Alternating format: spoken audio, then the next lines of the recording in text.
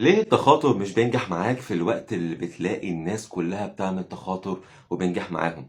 حاجة أكيد بتزعلك وبتحس إن المشكلة فيك. أنا عددت لكم 3 أسباب من وجهة نظري شايف إن هي السبب اللي بيخلي التخاطر ما ينجحش. لايك وشجعوني بليز. أول سبب هي إن مشاعرك نفسها ما بتكونش قوية بدرجة كافية علشان توصل للشخص ده وتوصل له رسالة ذهنية. بمعنى موجات الموبايل اللي بتوصل تليفوني بتليفونك ومن خلاله بتشوفني دلوقتي، ان ما كانتش قويه ما كانش هتقدر توصل لك. فالفكره كلها انت لما بتعمل استحضار الشعور زي ما احنا كنا قايلين في خطوات التخاطر، انت اصلا ما بتعرفش تستحضر الشعور صح. انت مثلا بتفكر في الذكريات اللي فاتت فبتتاثر بيها، فبيختلف شعورك.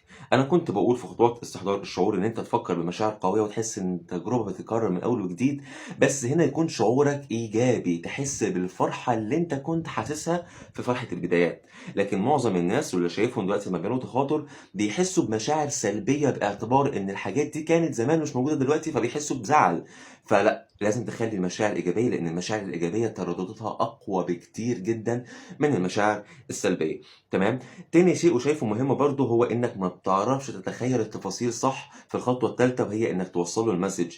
ما بتعرفش تخيله هو قدامك وبيستقبل رسالتك بملامح الوش بتاعته والطريقة دي. فأنصحك بعد كده قبل ما تعمل تخاطر انت تحاول تدرب عقلك على خيالات محددة، تتخيل مثلا اشخاص، تتخيل صحابك. كل ما عودت عقلك على انك تتخيل بشكل واضح اكتر ده هيساعدك انك تعمل تخاطر بشكل قوي جدا. تالت حاجة وشايفها برضو مهمة ان مفيش تصديق قوي، يعني الناس مش بتصدق قوي.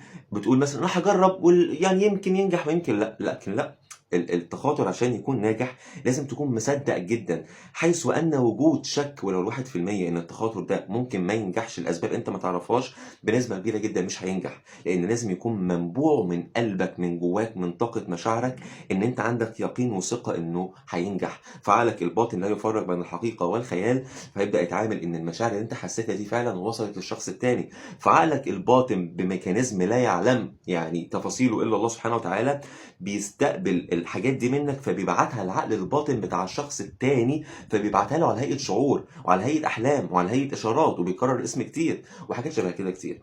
أنا مش عايز ألخبطكم، بس خدوا بالكم من 3 خطوات اللي قلتهم دول، وإن شاء الله في فيديوهات جاية، بس شجعوني بليز، بحبكم قوي.